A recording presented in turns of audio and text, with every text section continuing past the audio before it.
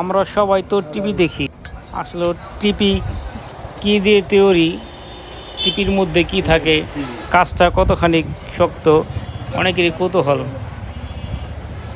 সাথে থাকুন, দেখতে থাকুন। আসলে মূলত টিভি গ্লাস কতটা শক্ত এবং ভিতরে কি আছে।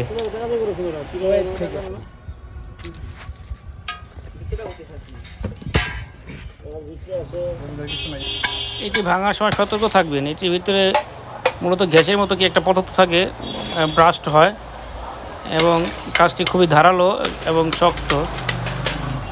কেউ ট্রাই করার চেষ্টা করবেন না, আসলে সতর্কতা অবলম্বন করবেন যদি করেন।